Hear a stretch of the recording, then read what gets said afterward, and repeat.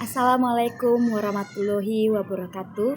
Shalom, Om Swastiastu, Namo Buddhaya, salam kebijakan. Terima kasih saya ucapkan untuk waktu dan kesempatan ini. Perkenalkan, nama saya Luciana Simatupang, mahasiswa Manajemen Keuangan, Fakultas Ekonomi dan Bisnis. Izinkan saya pada kesempatan ini mengucapkan puji dan syukur kepada Tuhan Yang Maha Esa karena kasih-Nya buat saya, Bapak dosen beserta teman-teman saya sekalian. Pertama-tama, saya ucapkan terima kasih kepada Bapak Roni Fadli SEMM selaku dosen mata kuliah metodologi penelitian pada semester ini. Judul proposal skripsi saya adalah pengaruh rasio aktivitas dan rasio profitabilitas terhadap harga saham pada PT Kimia Farma periode tahun 2014 sampai tahun 2023, di mana penelitian saya ini dilatar belakangi bahwa PT Kimia Farma merupakan perusahaan perawatan kesehatan terpadu. Perusahaan ini bergerak dalam bidang produksi, pengolahan, pemasaran, dan perindustrian bahan kimia, farmasi, dan biologis. Dengan meningkatnya kebutuhan masyarakat akan produk kesehatan, memahami faktor-faktor yang mempengaruhi harga saham perusahaan ini menjadi sangat relevan bagi investor. Permasalahan utama yang saya temukan dalam adalah turunnya pendapatan yang cukup signifikan dalam 3 tahun belakangan ini pada perusahaan ini, yang perusahaan ini juga akan menutup 5 pabriknya pada 3 sampai 5 tahun ke depan. Tujuan utama melakukan penutupan ini adalah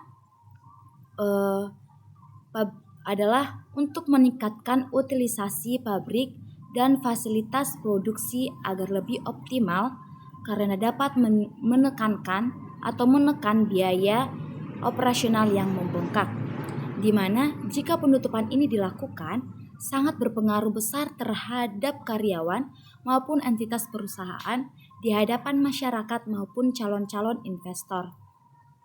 Rumusan masalah yang saya angkat pada proposal ini adalah: yang pertama, apakah rasio aktivitas secara parsial berpengaruh terhadap harga saham pada PT Kimia Farma Tbk periode 2014 dengan 2023. Yang kedua, rumusan masalahnya yaitu apakah rasio profitabilitas secara parsial berpengaruh terhadap harga saham pada PT Kimia Farma Tbk periode 2014 sampai dengan tahun 2023. Yang ketiga yaitu apakah rasio aktivitas dan rasio profitabilitas secara parsial berpengaruh terhadap harga saham pada PT Kimia Farma Tbk periode 2014 sampai dengan periode 2023. Selanjutnya, tujuan penelitian. Di sini peneliti meneliti masalah ini dengan tujuan yaitu yang pertama, untuk mengetahui pengaruh rasio aktivitas terhadap harga saham pada PT Kimia Farma Tbk periode 2014 sampai 2023. Yang kedua, untuk mengetahui pengaruh rasio profitabilitas terhadap harga saham pada PT Kimia Farma Tbk periode 2014 sampai 2023.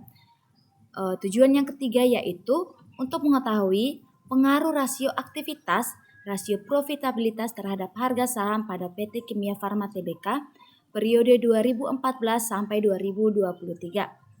Selanjutnya, metode penelitian. Jenis penelitian yaitu penelitian kuantitatif dengan sumber data sekunder, populasi dan sampel menggunakan laporan keuangan PT Kimia Farma Tbk 2014 sampai 2023. Teknik analisis data menggunakan uji statistik deskriptif, uji asumsi klasik, regresi linier sederhana dan juga berganda, uji hipotesis, uji koefisien dan uji koefisien determinasi. Baik, di sini saya akan menjelaskan hasil penelitian yang saya lakukan pada penelitian kali ini. Yang pertama, perkembangan rasio aktivitas pada PT Kimia Farma Tbk periode 2014 sampai 2023. Di sini saya sudah membuat tabel, di mana di sini ada dijelaskan total penjualan dan juga total aset dari PT Kimia Farma. Dapat dilihat bahwa total penjualan aset, aktiva lancar dan juga hutang lancar pada PT Kimia Farma mengalami fluktuasi dari tahun 2014 sampai tahun 2023. Nilai total pada penjualan tahun 2014 sampai tahun 2023, nilai total penjualan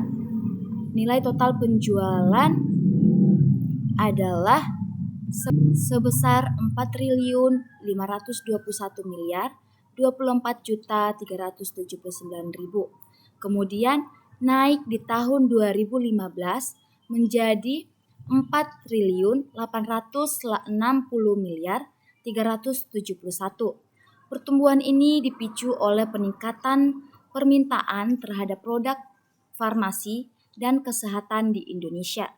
Kimia Farma menawarkan berbagai lini produk, termasuk obat generik, obat etikal, dan alat kesehatan. Kemudian pada tahun 2016 sampai tahun 2021, total meningkatnya yaitu total penjualan 5.811.502.656.000. Kemudian pada tahun 2017 senilai 6.127.449.741.000. Dan pada 2019 mengalami peningkatan penjualan yang cukup signifikan, yaitu sebesar 9.530.476.000. Dan dari laporan penjualan ini tersebut ditarik kesimpulan bahwa PT Kimia Farma mengalami kenaikan di tahun 2016 sampai 2021 karena PT Kimia Farma terus mengembangkan dan mendiversifikasi portofolio produknya, termasuk obat-obatan generik dan produk kesehatan lainnya. Ini membantu perusahaan untuk memenuhi kebutuhan beragam konsumen dan memperluas pangsa pasar mereka.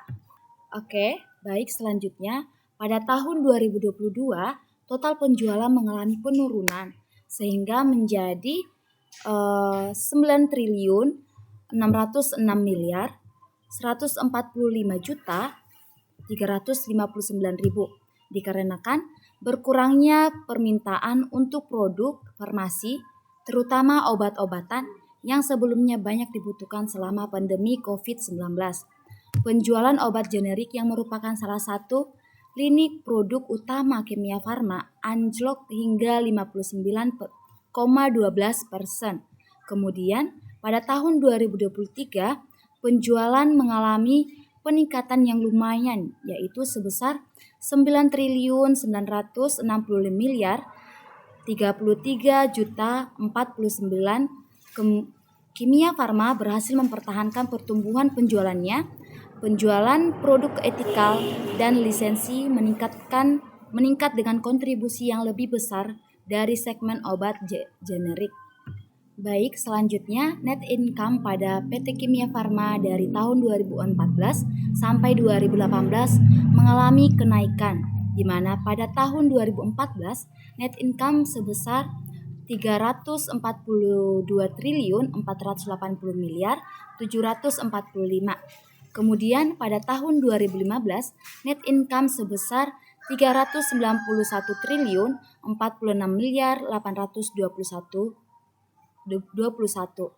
Kemudian pada tahun 2016 sebesar 440.824.103. Kemudian pada tahun 2017 mengalami kenaikan yang cukup meningkat sebesar triliun 661 miliar 371. Dan pada tahun 2018 net income naik secara signifikan, yaitu senilai 765 triliun 17 miliar 358.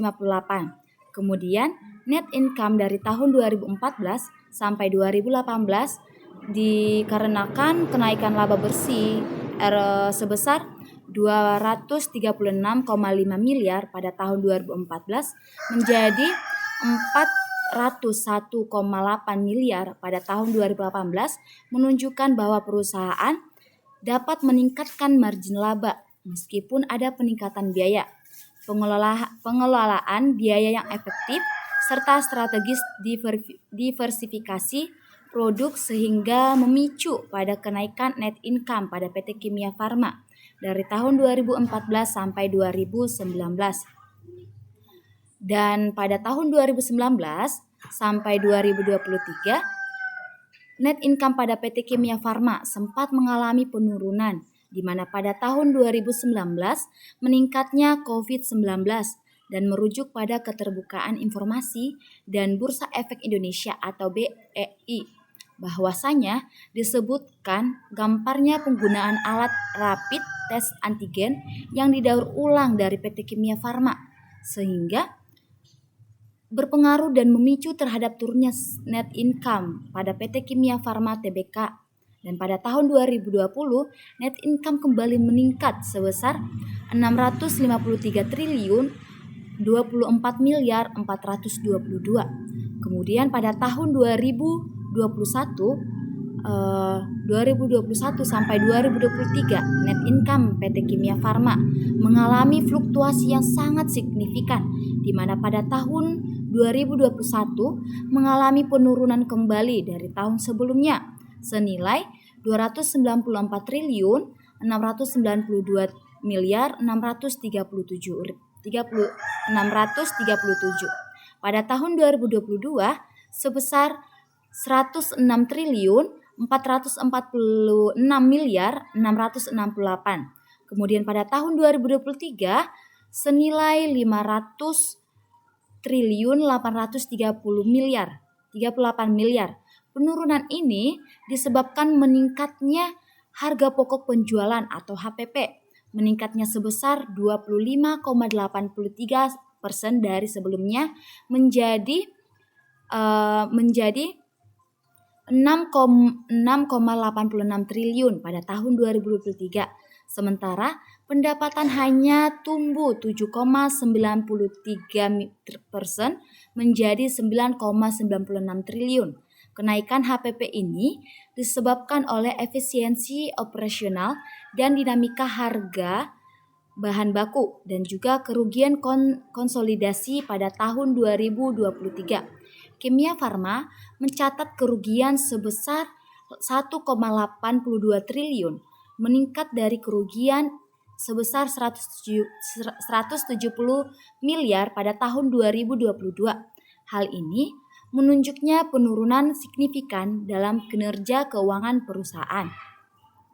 Prospek perusahaan yang bagus di masa yang akan datang akan meningkat kepercayaan investor dalam melakukan investasi.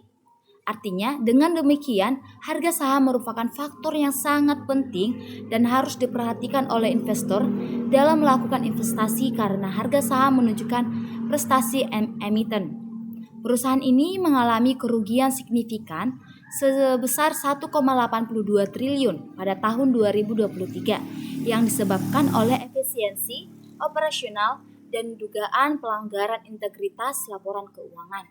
Penutupan 5 dari 10 pabrik dalam 3 tahun hingga 5 tahun ke depan mencerminkan kebutuhan mendesak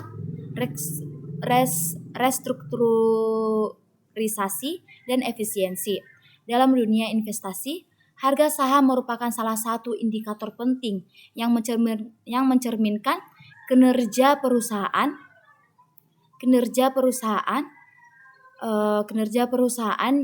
yang bagus di masa yang akan datang akan meningkatkan kepercayaan investor dan melakukan investasi. Dengan demikian, harga saham merupakan faktor yang sangat penting yang harus diperhatikan oleh investor dan melakukan investor karena harga saham menunjukkan prestasi emiten. Perkembangan harga saham pada perusahaan PT Kimia Farma mengalami penurunan pada tahun 2024. Adapun saran dan penelitian yang dapat saya sampaikan pada penelitian ini yaitu yang pertama, analisis keuangan mendalam. Di sini melakukan audit menyeluruh untuk memahami penyebab penurunan pendapatan, identifikasi area yang tidak efisiensi terhadap pengeluaran yang dapat dikurangi. Yang kedua, restrukturisasi. Yang pertama yaitu tinjau dan sesuaikan anggaran. Sesuaikan anggaran dengan fokus pada pengeluaran yang penting dan mendesak.